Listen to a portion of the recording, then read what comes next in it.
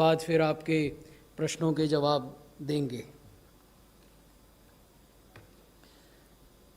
भारत में अब तक 10 लाख पेशेंट्स कोविड-19 से रिकवर कर चुके हैं और ये अपने आप में एक बहुत बड़ी उपलब्धि है। आप देखेंगे कि 4 जून को लगभग 1 लाख पेशेंट्स रिकवर हुए थे, ठीक हो गए थे। फिर आगे अगर आप देखें तो लगभग 25 जून के लगभग 3,47,978 पेशेंट्स रिकवर हुए और आज सुबह का आंकड़ा अगर देखें तो 10,20,000 से अधिक पेशेंट्स रिकवर हो गए हैं, भले चंगे हो गए हैं, अपने अपने घरों पर चले गए हैं। ये न केवल एक बहुत बड़ी सकारात्मक खबर है बल्कि ये एक बड़ी उपलब्धि भी है। ये दिखाता है कि हमारे डॉक्टर्स ने, हमारे नर्सेज ने, हमारे जो front line health care workers हैं, उन्होंने बड़े परिश्रम से काम किया, निष्ठा से काम किया। अनेक लोगों ने अपना सर्वस्व न्यौछावर कर दिया। कई डॉक्टर, कई नर्सेज, कई हेल्थ केयर वर्कर्स इन्फेक्शन से भी पीड़ित हुए, कईयों की जान भी गई। तो ये बहुत बड़ी उपलब्धि है। ये दिखाता है कि भारत जैसे देश में जहाँ सीमित संसाधन थे, वहाँ पूरी पब्लिक हेल्थ सिस्टम ने मिलकर प्रयास किया, सम्मिलित प्रयास किया, परिश्रम से प्रयास किया और 10,20,000 से अधिक मरीजों की ज़िंदगी हम बचा पाए, जो कि डिस्चार्ज होकर अपने अपने घरों में गए। You see, this is an important point, so therefore I would like to explain it in English also. If we look at the figures of recoveries as they stand today in the morning, more than 1 million people have recovered from COVID-19. This landmark recovery has been achieved because of the selfless work and dedication and commitment to duty shown by our doctors, our nurses, our frontline Medicare workers. In fact, I think this is the occasion when we must stand up and applaud their contribution. They have done excellent work. 1 million recoveries. Thank you. अगर हम देखें कि प्रतिदिन recovery सप्ताह दर सप्ताह कैसे बढ़ी हैं, तो आप देखेंगे कि जुलाई महीने के पहले सप्ताह में लगभग 14,800 से अधिक रिकवरीज होती थीं प्रतिदिन और फिर वो धीरे धीरे बढ़ी। और अगर आप पिछला सप्ताह देखें 26 से 30 जुलाई का, तो 34,230 रिकवरी औसत प्रतिदिन हुई। अनेक राज्य और अनेक संघ शासित क्षेत्र ऐसे हैं जहां की ये रिकवरी का जो दर है वो इससे भी अधिक है।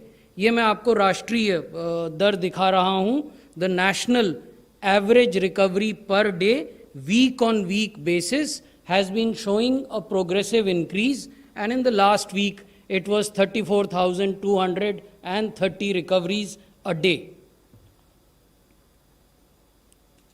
इसी को यदि आप प्रतिशत के रूप में देखें तो आप ये पाएंगे कि अप्रैल के पहले सप्ताह में रिकवरी रेट केवल 7.85% था और फिर ये बढ़ता गया लगातार। जून में ये 48% था और 30 जुलाई को ये 64% से कुछ अधिक है।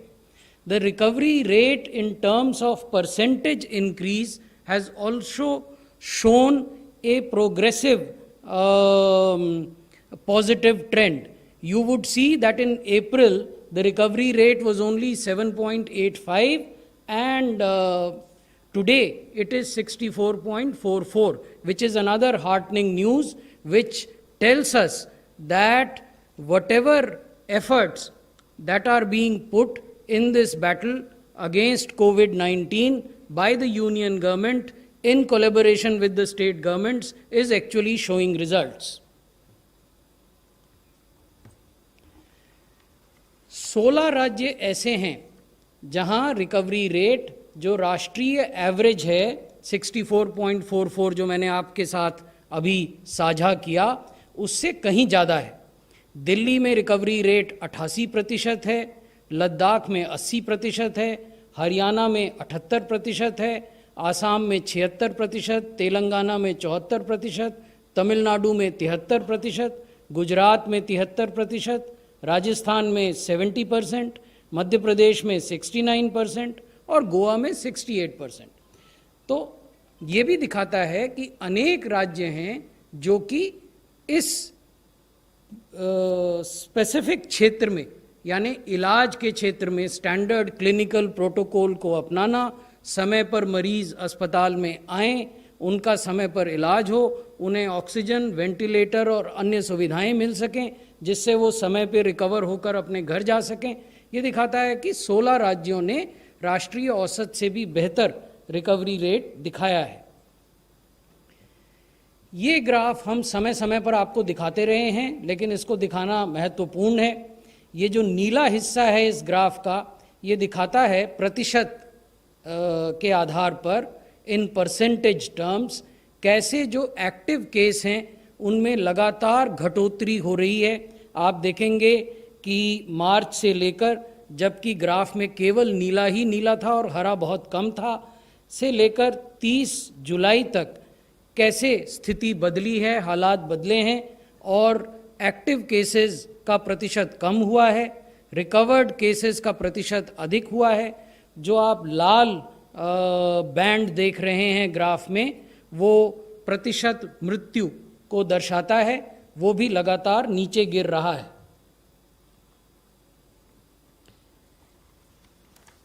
ये भी ध्यान में रखने की बात है कि आज जब हम आपसे बात कर रहे हैं उस समय देश में 5,28,242 एक्टिव केस हैं। हम बार बार दोहराते हैं कि भारत का कोविड-19 केस लोड ये 5,28,000 केस हैं। भारत का एक्टिव केस लोड वो ऐतिहासिक संख्या नहीं है 15.5 लाख या जो भी कुल संख्या है, क्योंकि उसमें तो 10 लाख लोग ऐसे हैं जो ठीक होकर घर चले गए। तो ये 5,28,000 वो लोग हैं जो कि अभी भी या तो अस्पतालों में हैं या घर में होम आइसोलेशन में मेडिकल केयर के तहत हैं, और 10,20,000 जैसे मैंने निवेदन किया रिकवर्ड केसेस हैं जो कि ठीक हो गए हैं। तो आप ये पाएंगे कि जो रिकवर्ड केस हैं वो 1.9 टाइम्स हायर हैं एक्टिव केसेस के मुकाबले में।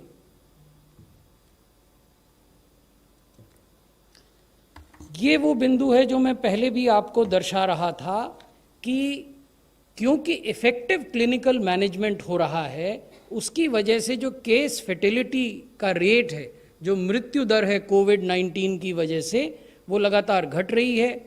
जून में ये 3.33% थी और ये अभी घटकर 2.21% हो गई है और लगातार घट रही है। भारत सरकार के स्वास्थ्य मंत्रालय द्वारा स्टैंडर्ड क्लिनिकल ट्रीटमेंट प्रोटोकॉल जारी किया जाता है, जिसमें यह बताया जाता है कि अगर माइल्ड डिजीज़ है तो किस प्रकार की दवाएं देनी हैं, अगर मॉडरेट डिजीज़ है तो किस प्रकार की दवाएं देनी हैं, और अगर सीवियर डिजीज़ है तो किस प्रकार की दवाएं देनी हैं। इस प्रकार ये जो स्टैंडर्ड क्लिनिकल प्रोटोकॉल है, ये एक स्टैंडर्ड ऑफ केयर निर्धारित करता है, और जब ट्रीटिंग क्लिनिशियन उस स्टैंडर्ड ऑफ केयर का पालन करते हैं तो मरीजों के रिकवर होने की संभावना बढ़ती है। What we are trying to show in this slide is that effective clinical management, which is implemented through a standard clinical treatment protocol, and this protocol has been issued by Ministry of Health and Family Welfare and has been shared, discussed with various state governments as well as with health facilities. So following that protocol leads to decrease in case fatality rate. विश्व से अगर तुलना करें तो हमारा जो case fertility rate है भारत का, वो आज के आंकड़ों के आधार पर 2.21% है। The case fertility rate in India today is 2.21। आप देखेंगे कि बड़े देशों में रूस को छोड़कर, जिनका केस फर्टिलिटी रेट 1.6% है, बाकी सभी देशों का जो केस फर्टिलिटी रेट है हमसे कहीं ज़्यादा है, 5 गुना, 6 गुना, 7 गुना तक ज़्यादा है. So this is an important fact to be kept in mind, that the case fatality rate in India is among the lowest in the world and is much lower if we compare it to the developed Western countries and other countries in the neighborhood. जो देश का fertility rate है, 24 राज्य और संघ शासित क्षेत्र ऐसे हैं जहां की देश के फर्टिलिटी रेट से भी कम फर्टिलिटी रेट है. उदाहरण के लिए आसाम में 1% से भी कम है, 0.25% है. केरला में 1% से कम है. उड़ीसा, छत्तीसगढ़, हिमाचल प्रदेश, बिहार और गोवा और झारखंड, यहाँ अभी तक आज सुबह के आंकड़ों के हिसाब से जो केस फर्टिलिटी रेट है वो 1% से कम है. हम राज्यों से जब विमर्श करते हैं तो उनको ये बताते हैं कि हमारा लक्ष्य ये होना चाहिए कि जहाँ एक और हम इन्फेक्शन के स्प्रेड को रोकें, कर्ब करें, सप्रेस करें, वहीं दूसरी ओर हम फर्टिलिटी रेट को 1% या उससे कम पर लाएं. तो अनेक राज्य ऐसे हैं जहां ये वर्तमान में भी 1% से कम पर है. इन सब चीज़ों के पीछे एक महत्वपूर्ण बात है कि हमने अपने टेस्टिंग के इंफ्रास्ट्रक्चर को बढ़ाया है. आप ये देखेंगे कि जुलाई के प्रारंभ में जो कुल टेस्ट, ये क्यूमुलेटिव नंबर्स हैं, अगर आप कुल टेस्ट की संख्या देखें तो 88 लाख थे और आज जब हम आपसे बात कर रहे हैं तो देश में 1,81,90,000 टेस्ट किए जा चुके हैं. इसमें RT-PCR टेस्ट और रैपिड एंटीजन टेस्ट शामिल हैं. आप ये पाएंगे कि एक महीने में लगभग 1 करोड़ टेस्ट हमने ज़्यादा किए. ये इसलिए संभव हो पाया कि हमने देश भर में 1400 लैब्स बनाई, जिनका ब्यौरा हम आपके साथ साझा कर रहे हैं. 907 सरकारी लैब्स हैं और 414 प्राइवेट टेस्टिंग लैब्स हैं. आप देखेंगे कि टेस्ट्स जो प्रतिदिन होते हैं उनकी संख्या भी बड़ी है. हम आपको बता रहे हैं कि अगर आप कल देखें तो एक दिन में 4,46,000 टेस्ट हुए हैं. ये वीक ऑन वीक इंक्रीज है average tests done per day में. ये आप देखेंगे कि जब जुलाई का महीना शुरू हुआ था तो पहले सप्ताह में 2,40,000 टेस्ट होते थे औसतन प्रतिदिन, और इस सप्ताह में ये जो 26 से 30 जुलाई का सप्ताह है इसमें 4,68,000 टेस्ट हुए हैं. मैं आपका ध्यान इस ओर भी आकृष्ट करना चाहूँगा कि इसी सप्ताह में 3 दिन ऐसे भी थे, 25 जुलाई, 26 जुलाई और 27 जुलाई, जबकि हमने 5 लाख से भी ज़्यादा टेस्ट एक दिन में किए. तो ये अपने आप में बहुत बड़ी उपलब्धि है. इसकी वजह से हम पहले केसेस को आइडेंटिफाई कर पाते हैं और फिर उनके कॉन्टैक्ट्स को ट्रैक कर पाते हैं और समय पर उनको ट्रीटमेंट में भेज पाते हैं. हमने पहले भी आपसे ये जानकारी दी है आपको कि WHO का ये कहना है कि आपको 140 टेस्ट प्रति 10 लाख जनसंख्या पर प्रतिदिन करने चाहिए, और ये तब तक करने चाहिए जब पहले चरण में आपका पॉजिटिविटी 10% आ जाए और इवेंचुअली जो पॉजिटिविटी की दर है वो 5% आ जाए. तो ये अब अधिकांश राज्य इस देश में और यूनियन टेरिटरीज कर रही हैं. अगर आप भारत के लिए आंकड़ा देखें तो देश में 324 टेस्ट पर 10 लाख की जनसंख्या पर प्रतिदिन होते हैं, और अनेक राज्य ऐसे हैं जो 140 से अधिक हैं. कुछ देश के प्रतिदिन के औसत टेस्ट से भी अधिक हैं, वो भी हमने आपको दिखाया है. कुछ उससे कम हैं, लेकिन WHO जो कह रहा है उससे अधिक हैं. तो ये भी एक संतोष की बात है. लेकिन जैसा मैंने आपको कहा कि टेस्ट करना और उनको एक स्तर पर बनाए रखना ये महत्वपूर्ण है, लेकिन उसके साथ ये भी महत्वपूर्ण है कि हमारी पॉजिटिविटी भी घटे. अगर वो 10% से अधिक है किसी भी राज्य में तो हम इस टेस्टिंग के स्तर को तब तक बनाकर रखें या बढ़ाएं जब वो 10% पर पॉजिटिविटी आ जाए और इवेंचुअली 5% पर आए. तो वो मैं अब आपको दिखाना चाहूँगा ये 21 राज्य और संघ शासित क्षेत्र हैं जहां पॉजिटिविटी आज के आंकड़ों के आधार पर 10% से कम है। और ये जो हमने कैलकुलेशन आपके सामने रखा है ये 7 दिन के रोलिंग एवरेज के आधार पर है, यानी हम आपको कोई ऐतिहासिक आंकड़ा नहीं दिखा रहे हैं। We are not showing you a historical figure cumulative कि मार्च से लेकर आज तक इतने टेस्ट किए इसलिए ये पॉजिटिविटी है, क्योंकि उससे कई बार सही स्थिति का पता नहीं चलता है। हम आपको 7 डे रोलिंग एवरेज दिखा रहे हैं। तो अगर 7 दिन का आप रोलिंग एवरेज देखें तो राजस्थान, पंजाब, मध्य प्रदेश, जम्मू कश्मीर, झारखंड, केरला, आसाम, गोवा, गुजरात, तमिलनाडु ऐसे राज्य हैं जो 10% से कम पॉजिटिविटी का रेट दिखा रहे हैं वीकली बेसिस पर। और 4 राज्य ऐसे हैं, राजस्थान, पंजाब, मध्य प्रदेश, जम्मू कश्मीर, जो इस स्लाइड में हमने आपको दिखाए हैं, जो 5% से कम की पॉजिटिविटी वीकली रोलिंग एवरेज के आधार पर दिखा रहे हैं। लेकिन इसका अर्थ ये नहीं है कि ऐसे राज्य नहीं हैं जहाँ की पॉजिटिविटी ज़्यादा नहीं है। ऐसे राज्य भी हैं और हम उनके साथ लगातार स्वास्थ्य मंत्रालय के रूप में इंगेज करते हैं ताकि वो अपनी टेस्टिंग स्ट्रैटेजी में आवश्यक परिवर्तन लाएं और वहाँ भी पॉजिटिविटी रेट को घटाया जा सके।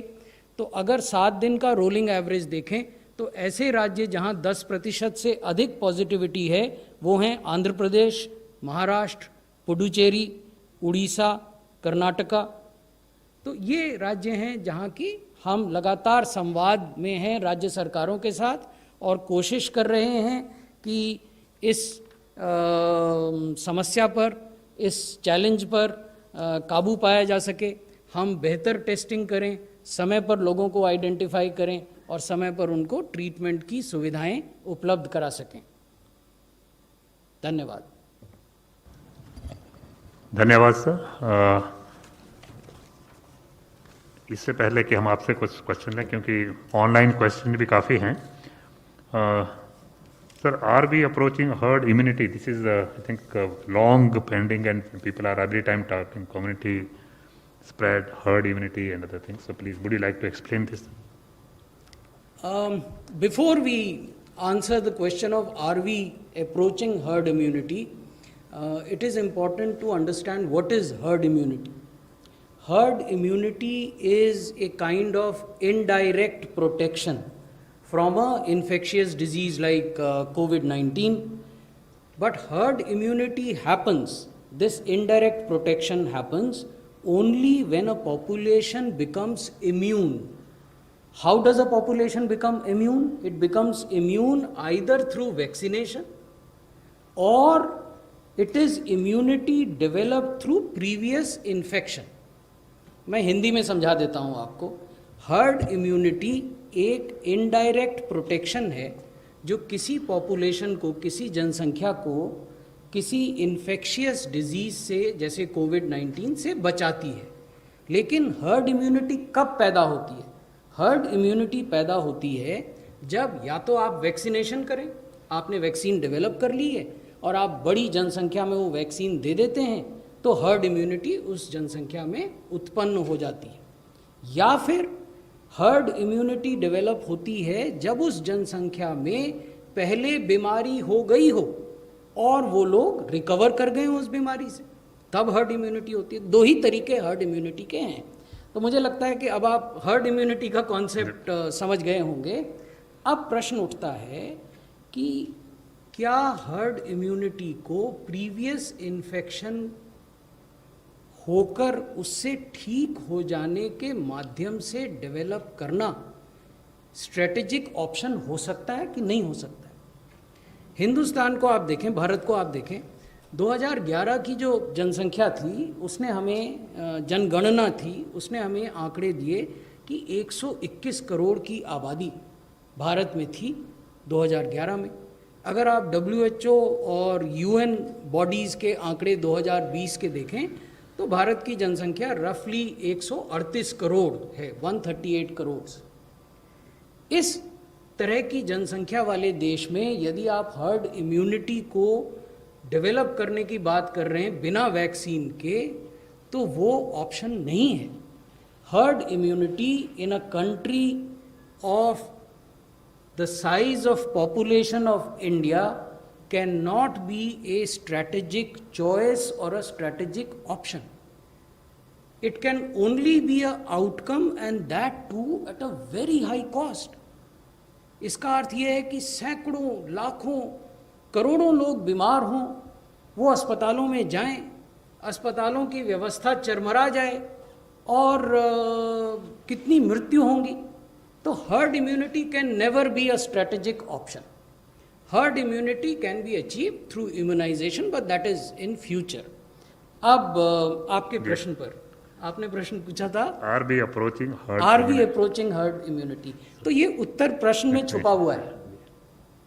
जब आप कहते हैं कि क्या हम अप्रोच कर रहे हैं, इसका मतलब हर्ड इम्यूनिटी कहीं दूर है, फ्यूचर में है। तो स्वास्थ्य मंत्रालय का भी ये मानना है कि हर्ड इम्यूनिटी दूर है, फ्यूचर में है। इसलिए ज़रूरी है कि हमें कोविड एप्रोप्रिएट बिहेवियर अपनाना है। हम मास्क पहने, हम 2 गज की दूरी का पालन करें, हम सामाजिक स्थानों पर बहुत भीड़ न लगाएं, हम हैंड हाइजीन का पालन करें। तो ये जितने भी कोविड के अनुकूल आचार और व्यवहार हैं, उनका पालन हम सबको करना होगा और बीमारी से बचकर रहना होगा उस समय तक, जब तक कि कोई वैक्सीन डेवलप नहीं हो जाती, तब तक यही सोशल वैक्सीन है, इसका पालन करना होगा। धन्यवाद sir. Mister Nitendra, Doordarshan 37। Sir, मैं नितिन डीडी न्यूज़ से हूँ, और क्या वैक्सीन डेवलपमेंट को लेकर के क्या स्थिति है और इसका डिस्ट्रीब्यूशन कैसे होगा? हाँ, वैक्सीन डेवलपमेंट एक बड़ा सवाल है। मैं इसको 3 हिस्सों में आपको समझाता हूँ। पहले तो है कि विश्व में वैक्सीन डेवलपमेंट में क्या हो रहा है, और दूसरा हिस्सा है कि भारत में क्या हो रहा है, और तीसरा हिस्सा है कि जब भी भविष्य में वैक्सीन डेवलप होती है तो उसका एक्सेस टू वैक्सीन, उसकी उपलब्धता कैसे सुनिश्चित होगी, यही पूछना चाह रहे थे। तो अगर आप WHO के बुलेटिन्स को देखें, उन्होंने एक 24 जुलाई को जारी किया था, उसमें उन्होंने कहा था कि 24 वैक्सीन कैंडिडेट ऐसे हैं जो अभी क्लिनिकल इवैल्यूएशन में हैं पूरे विश्व में। 24 vaccine candidates are under clinical evaluation in the entire world, and there are 141 vaccine candidates which are in pre-clinical evaluation stage. अब इसमें अंतर क्या है? जब हम कहते हैं कि 24 वैक्सीन कैंडिडेट हैं जो क्लिनिकल स्टेज में हैं, इसका मतलब है कि वो फेज़ 1, फेज़ 2 या फेज़ 3 उनके क्लिनिकल ट्रायल चल रहे हैं जो ह्यूमन वॉलंटियर्स पर होते हैं, और वो मल्टी सेंट्रिक, मल्टी साइट इस प्रकार के ट्रायल होते हैं। और जो 141 वैक्सीन कैंडिडेट्स हैं जो प्री क्लिनिकल इवैल्यूएशन स्टेज पर हैं, उसका अर्थ ये हुआ कि ये वो वैक्सीन्स हैं जहाँ की अभी या तो रिसर्च हो रही है या फिर एनिमल स्टडीज़ हो रही हैं, छोटे जानवरों पर और बड़े जानवरों पर वो टॉक्सिसिटी डाटा जेनरेट करने के लिए की जाती हैं। तो ये तो है कि बड़ी पिक्चर क्या है। अब 3 कैंडिडेट वैक्सीन ऐसी हैं विश्व में जो कि इस समय फेज़ 3 क्लिनिकल ट्रायल्स पर हैं। इसका अर्थ है कि एक बार जब उनका फेज़ 3 क्लिनिकल ट्रायल हो जाता है तो वो कंसर्न्ड रेगुलेटरी परमिशंस हासिल करेंगे और फिर मैन्युफैक्चरिंग की व्यवस्था करेंगे और फिर वो उसकी उपलब्धता हो जाएगी। तो ये जो फेज़ 3 में है उसमें एक USA में वैक्सीन है, एक UK में यूनिवर्सिटी ऑफ ऑक्सफोर्ड की वैक्सीन है, और एक चाइना में वैक्सीन है। तो ये 3 वैक्सीन है जो फेज़ 3 क्लिनिकल ट्रायल में है। अब भारत में क्या स्थिति है? भारत में 2 इंडिजिनसली डेवलप्ड वैक्सीन है, दोनों फेज़ 1, फेज़ 2 क्लिनिकल ट्रायल्स उनके प्रारंभ हो गए हैं, और एक वैक्सीन का क्लिनिकल ट्रायल अभी वर्तमान में लगभग 1150 सब्जेक्ट्स पर चल रहा है। 8 साइट्स हैं, यानी 8 पार्टिसिपेटिंग हॉस्पिटल्स या मेडिकल फैसिलिटीज़ हैं जहां ये ट्रायल चल रहे हैं। दूसरी वैक्सीन है जो 1000 सब्जेक्ट्स पर इस्तेमाल की जा रही है देश के भीतर, और ये 5 साइट्स पर इसके ट्रायल्स चल रहे हैं।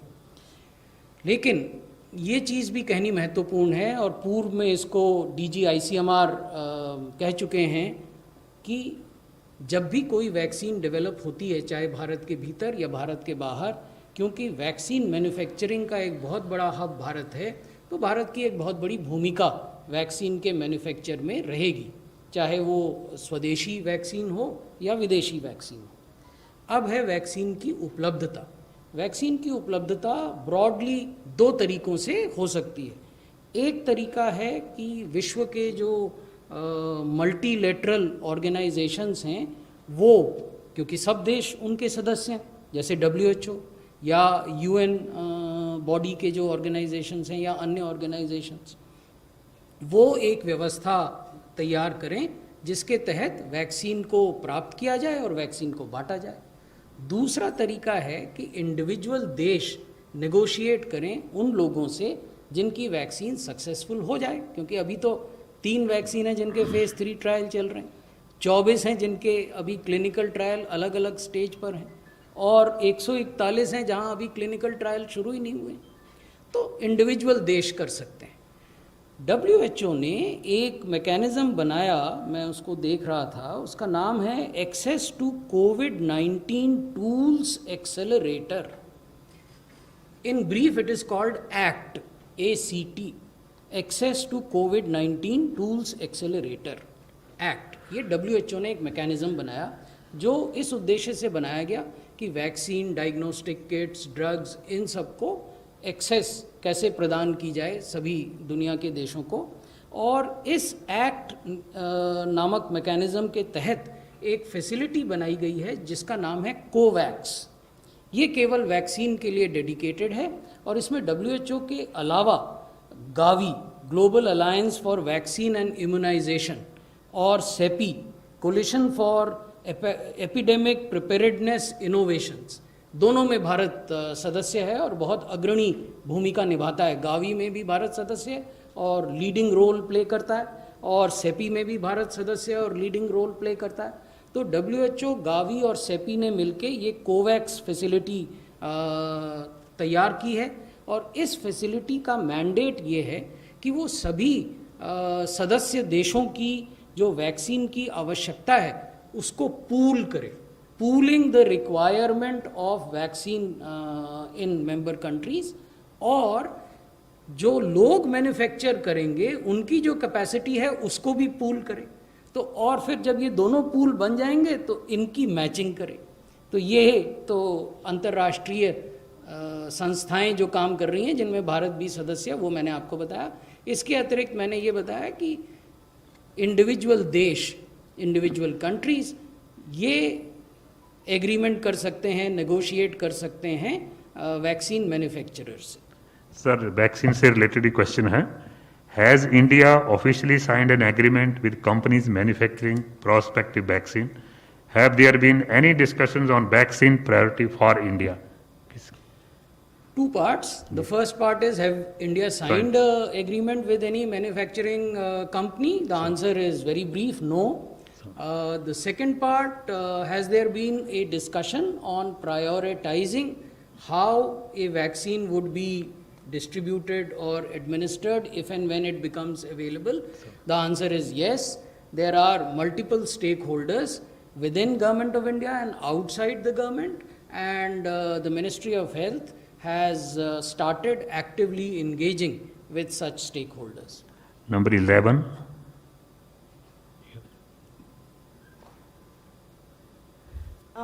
Sir, the Unlock 3 guidelines have come, and there are several restrictions still in place. One of that is a restriction on religious gatherings. But we are having a Ram Janmabhoomi event, religious event on the 5th of August, and there are already some cases coming out of Ayodhya, some reports. Is the Health Ministry taking any precautions? Is it issuing any guidance to Uttar Pradesh on this?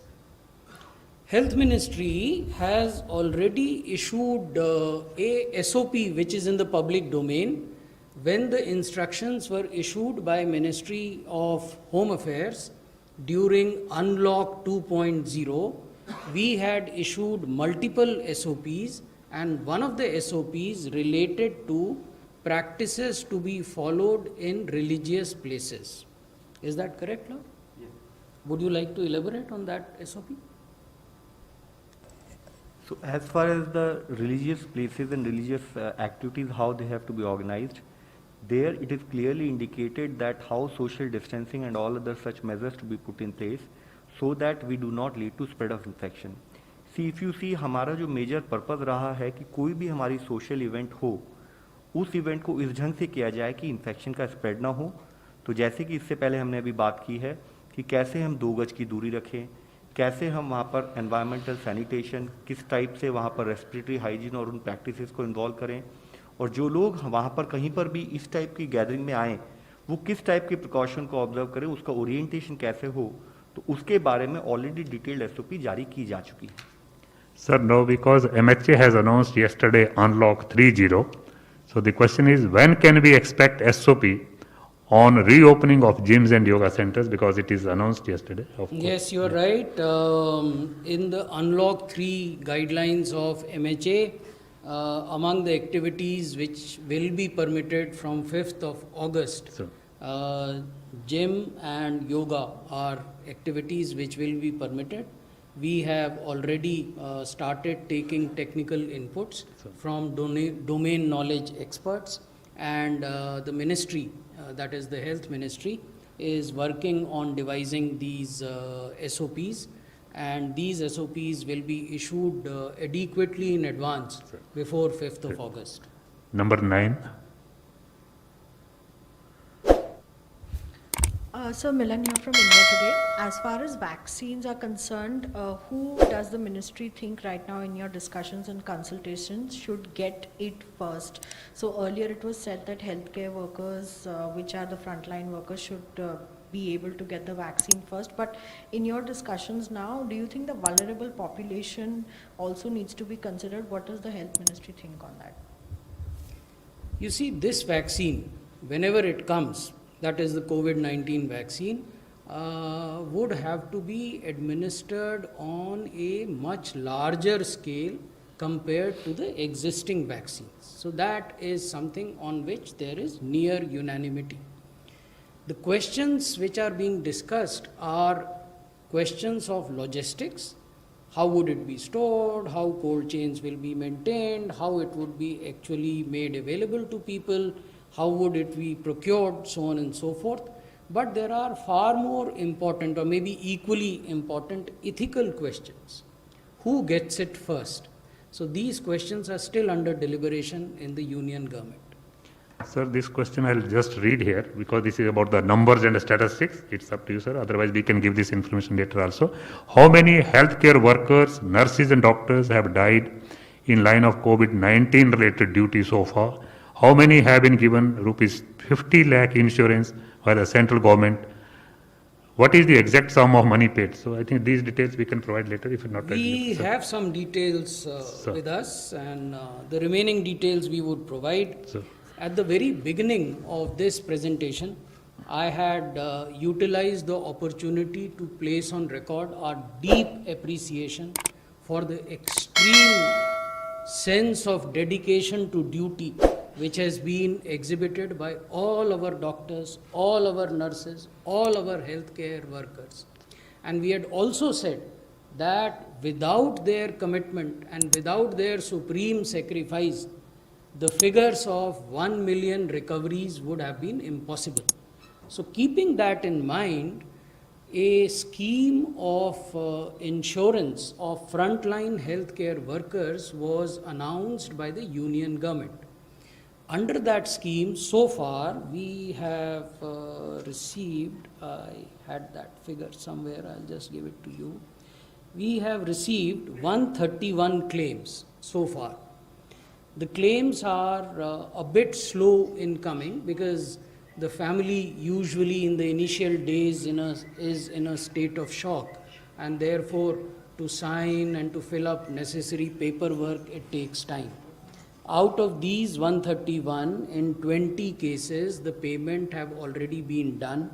In 64 cases, the payment has been processed and would be done in the coming few days.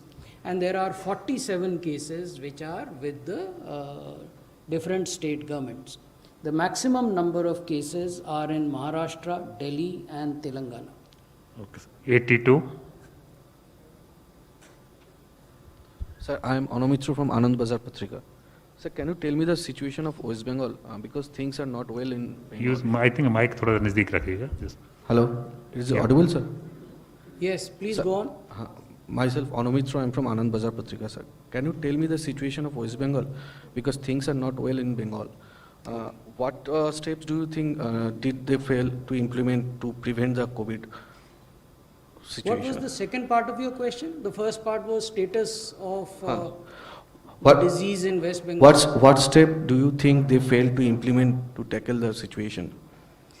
Okay, so West Bengal is one of the states which the Ministry of Health had reviewed with the topmost officials of that state, and subsequently it was also reviewed at higher levels in the union government, and after that review, detailed instructions, written instructions have been shared with the state government.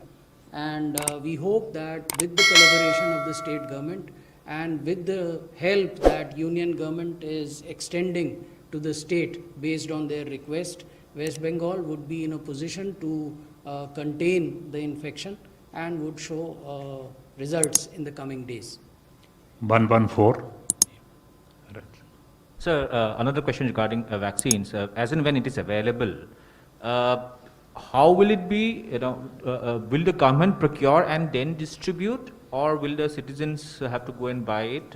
What kind of mechanism will be used? You see, these questions are a bit premature at this point in time. As I've already said in reply to another question, that questions of logistics, some of which you just referred to, and questions of ethics, there are ethical issues also involved, are being deliberated within the government, and once we crystallize these views, then we would be more than willing to share them with you. Number 17. Hi, this is Ridhima from Hindustan Times. What I would like to know about the slides that you just shown, I want to know what does it effectively mean? Are we going to change our containment strategy, surveillance, testing? What bearing will it have that we have improvement now as compared to, say, in March when things were going haywire?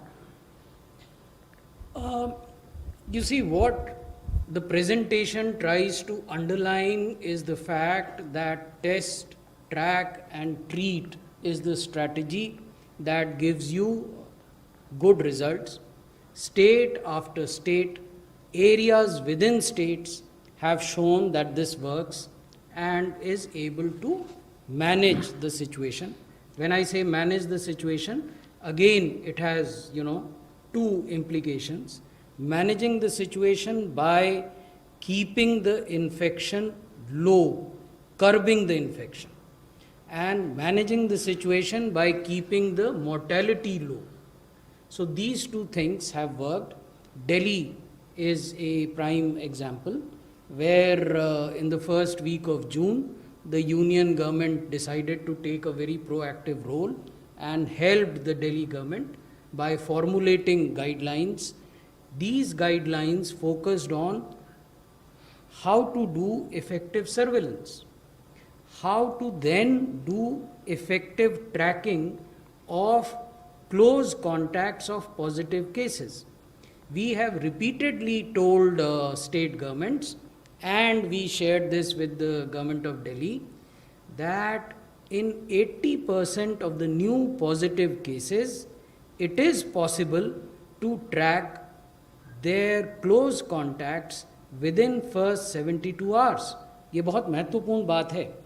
हम राज्य सरकारों को ये बताते हैं और दिल्ली सरकार को भी हमने बताया था कि 80% नए पॉजिटिव केसेस में ये संभव है कि आप उनके क्लोज कॉन्टैक्ट्स को 72 घंटे के भीतर यानी 3 दिन के भीतर ट्रैक कर सकें, टेस्ट कर सकें. उनमें से जो सिम्प्टोमेटिक हैं, जो लक्षण दिखा रहे हैं, उन्हें अस्पतालों में ले जाने की व्यवस्था कर सकें. और दिल्ली सरकार ने भारत सरकार के सहयोग से ये करके दिखाया है. तो इसलिए हमारा ये कहना है कि टेस्ट, ट्रैक एंड ट्रीट की ही पद्धति अन्य राज्यों में भी अपनानी होगी। और WHO भी, जैसा मैंने पहले निवेदन किया, यही कहता है कि अगर आप 140 टेस्ट प्रति मिलियन प्रतिदिन करते हैं और लंबे समय तक इस स्तर को टेस्टिंग के बनाए रखते हैं तो आपकी पॉजिटिविटी धीरे धीरे कम होगी, पहले 10% और फिर 5% तक आएगी। दिल्ली में भी आप देखेंगे कि जून के पहले सप्ताह में जो पॉजिटिविटी थी वो लगभग 37% थी, और आज अगर आप दिल्ली की पॉजिटिविटी देखें तो वो लगभग 6% के करीब है। 78. सर, प्रशांत हूँ ABP न्यूज़ से। बिहार में भी केसेस काफ़ी बढ़ रहे हैं सर। वहाँ पर एक समस्या ये आ रही है जो दिल्ली में शुरू में आती थी कि वहाँ अगर किसी और बीमारी के लिए कोई हॉस्पिटल जा रहा है तो वो रिफ्यूज़ कर रहे हैं ये कहते हुए कि पहले कोरोना टेस्ट होगा, चाहे कोई भी बीमारी हो। क्या आप लोग बिहार सरकार से बात करेंगे या कुछ एडवाइजरी देंगे, चूँकि यहाँ पे भी इस तरह के केसेस पहले आते थे दिल्ली में, यही चीज़ें काफ़ी शिकायतें आ रही हैं बिहार से सर। प्रारंभ में इस प्रकार की सूचना बिहार से आई थी, लेकिन अब स्थिति ऐसी नहीं है। भारत सरकार के स्वास्थ्य मंत्रालय ने एक उच्च स्तरीय केंद्रीय दल को बिहार में भेजा था, उसके बाद स्थितियों में सुधार आया है। हमारे मंत्रालय के संयुक्त सचिव लव अग्रवाल उस टीम में गए थे और उसके बाद भी वो निरंतर राज्य सरकार से संवाद में हैं और उनकी आवश्यकताओं को एड्रेस करने का कार्य कर रहे हैं। Lav, would you want to supplement? देखिए, बिहार में जब हम लोगों ने विजिट की थी, इससे पहले भी हमने बात की, तो वहाँ मुख्यतः हमने स्टेट को बताया कि कैसे हम टेस्टिंग पर फोकस करें। Testing, as has been already mentioned, is one of the most important prerequisite कि हम केस को टाइमली आइडेंटिफाई कर सकें। और उसके साथ ही हमने उनसे कहा था कि जो हॉस्पिटल प्रिपेयर्डनेस है उसके दोनों component, one is Covid related health facilities, second is non Covid essential services, उन दोनों पर स्टेट का एक कंबाइंड और कंटिन्यूड फोकस बना रहे। और उसके साथ ही जैसे कि आपने कहा है कि अगर कोई non COVID patient essential health facilities को एक्सेस करना चाहे तो उनको बिना किसी परेशानी के एक end to end case management हो, उस टाइप की सहूलियत प्रोवाइड की जाए।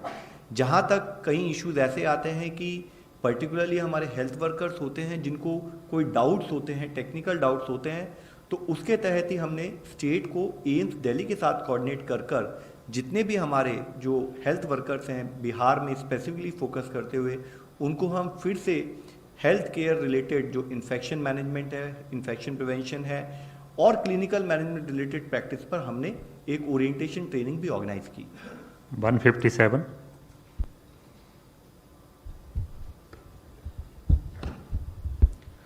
सर, मैं शैलेश यादव हूँ ANI न्यूज़ एजेंसी से। सर, अभी कुछ दिन पहले जो है दिल्ली के हेल्थ मिनिस्टर ने बोला था कि कम्युनिटी स्प्रेड हो चुका है, और कई राज्यों में भी इस तरह की रिपोर्ट आ रही हैं कि कहाँ से कांटेक्ट हुआ है वो ढूंढ पाने में सफल नहीं है। पर्दे के पीछे बात होती है, अधिकारी मानते हैं कि ये कम्युनिटी स्प्रेड हो चुका है, लेकिन ऑफिशियली कोई बोलता नहीं है। तो आपका क्या मानना है कि क्या कम्युनिटी स्प्रेड देश भर में हो चुका है? मैं पहले भी इस प्रश्न का जवाब दे चुका हूं, संभवतः उस इंटरैक्शन में आप नहीं थे, इसलिए मैं पुनः दोहराऊंगा।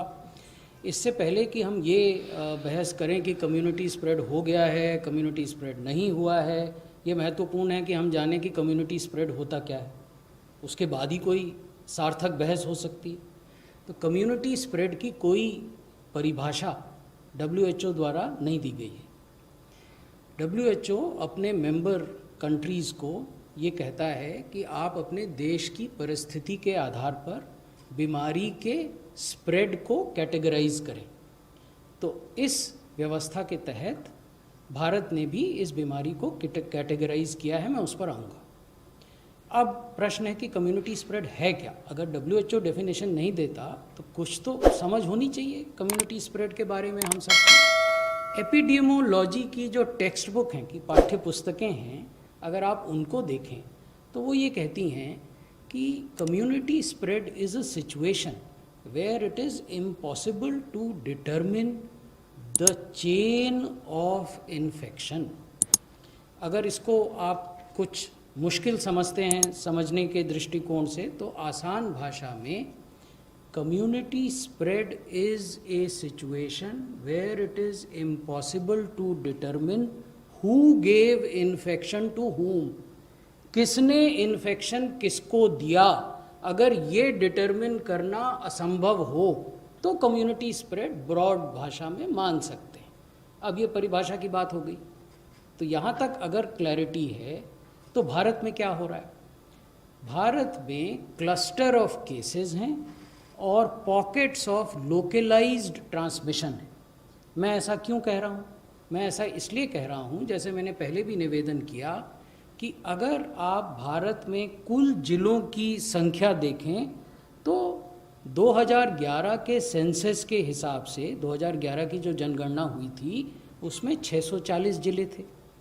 आज कितने जिले हैं? आज 740 जिले हैं, 739 है शायद, 739 districts are there today in the country.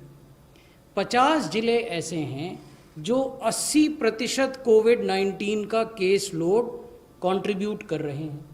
इसका मतलब अन्य जिलों में केसेस हैं लेकिन स्कैटर्ड तरीके से हैं। तो इतने बड़े देश में जहां 138 करोड़ की आबादी हो, 740 जिले हों, अगर केवल 50 जिले 80% केस कंट्रीब्यूट कर रहे हैं, तो आप ये कैसे कहेंगे कि कम्युनिटी स्प्रेड या कम्युनिटी ट्रांसमिशन हो गया? इसको मैं एक दूसरे उदाहरण से आपको समझाता हूँ। अभी मैंने निवेदन किया था कि हमारा ये मानना है और अनेक राज्यों ने ये करके भी दिखाया है कि 80% नए पॉजिटिव केसेस में आप 72 घंटे के अंदर न केवल सोर्स ऑफ इन्फेक्शन ढूंढ पाते हैं कि कैसे इन्फेक्शन हुआ इस पॉजिटिव आदमी को, बल्कि उसके जो क्लोज कॉन्टैक्ट्स हैं वो भी ढूंढ पा लेते हैं। तो अगर आप ये सब कर पा रहे हैं तो आप फिर कैसे कहेंगे कि कम्युनिटी ट्रांसमिशन? तो हमारा निवेदन यही है। और अंत में इस बहस से बेहतर ये है कि हम बहस इस पर करें कि ज़मीन पर जो हम काम कर रहे हैं इस बीमारी के प्रबंधन के लिए वो कितना प्रभावी है, उसको कैसे और प्रभावी बना सकते हैं, उसमें भारत सरकार की क्या मदद हो सकती है, उसमें स्वास्थ्य मंत्रालय की क्या मदद हो सकती है। इस प्रभावी मैनेजमेंट में राज्य सरकारें और भारत सरकार मिलकर कैसे काम करें, इस पर ध्यान केंद्रित होना चाहिए। 35। सर, मृगांक प्रभाकर, सहारा टीवी से। सर, जुलाई के महीने में जो आंकड़ा दिखाई दे रहा है लगातार 40,000 से ऊपर का आंकड़ा दिखाई दे रहा है और लगभग पॉजिटिव रेशियो जो है लगातार बढ़ता चला जा रहा है। आप इसे कैसे देखते हैं? क्या पीक की तरफ जा रहे हैं हम लोग, जो नंबर लगातार बढ़ता चला जा रहा है उसको देख के? देखिए, हम ये पीक की गणना या पीक के प्रोजेक्शन में नहीं पढ़ना चाहेंगे, क्योंकि ये एक तरह से मैथमेटिकल मॉडल है कि पीक कब आएगा। आप लोगों ने अनेक समय पर अनेक स्टडीज़ को अपने अखबारों में या अपने चैनल्स में दिखाया है, जिन्होंने ये कहा था कि फ़लाने महीने में आएगा तो फ़लाने महीने में डिक्लाइन होगा। तो और आप भी जानते हैं कि उनमें से कितनी बातें सत्य हुई, कितनी नहीं हुई। हमारा ये मानना है कि अगर आप एक एग्रेसिव टेस्टिंग की पॉलिसी को अपनाते हैं, इफ़ेक्टिव सर्विलेंस और कंटेनमेंट की पॉलिसी को अपनाते हैं, ट्रैकिंग ढंग से करते हैं, समय पर पॉजिटिव और सिम्टोमेटिक पेशेंट्स को अस्पताल में ले जाकर अच्छे दर्जे की क्लिनिकल ट्रीटमेंट उपलब्ध कराते हैं, तो इस बीमारी पर काबू पाया जा सकता है और इसके मोर्टेलिटी रेट को कम रखा जा सकता है। Sir, a modeling study done by Indian scientists has shown that 16 to 40% of Delhi population has been infected till July 25th. It also says that the true number of the infected in Delhi is underestimated by a factor more than 20. Does the ministry agree with these projections? We are not privy to this study, so the question of our agreeing or not agreeing to the projections do not arise. However, what we are privy to is the seroprevalence study which was done by NCDC in Delhi on a established scientific principle, and a sample of 21,800 people was taken in all the 11 districts of Delhi, and that seroprevalence study gave us a figure of 22.80% prevalence across Delhi. However, there were variations from say 13.8% in southwest Delhi and roughly 18% in South Delhi to 27% in Ghaziabad, to Shadra, 27% in Shadra and Chandni Chowk, which is central Delhi. So that is the kind of seroprevalence which was there in mid-June. And you are all aware that the government of GNCT has announced their plans to do frequent seroprevalence studies in the city, which will give us some scientific evidence. 37. So Sneha from CNN News 18. I want to ask you the number of total tests that we do every 24 hours. That number is increasing, I understand, but what does the breakup look like in terms of how many RT-PCR tests are done out of that, how many antigen tests are done? Can you give us an idea about what tests are these? As I told you very specifically while I was making the presentation, that when we tested 5 lakh or 4,68,000, which is the weekly average per day testing for the week which is continuing today, it includes both RT-PCR and rapid antigen tests. At times people say that rapid antigen tests in certain states and certain areas are being done in a larger number compared to the RT-PCR test. We have made our position absolutely clear. We believe that RT-PCR tests are the gold standard in this disease, and rapid antigen tests serve as a screen, particularly in those areas where the prevalence of the disease is high and where it is densely populated area. And we have also said, and ICMR has issued these guidelines, that those who test positive in rapid antigen tests are 100% positive. That is the globally accepted position. Those who test negative in rapid antigen tests but show symptoms must mandatorily undergo RT-PCR test. That is our advice to the states.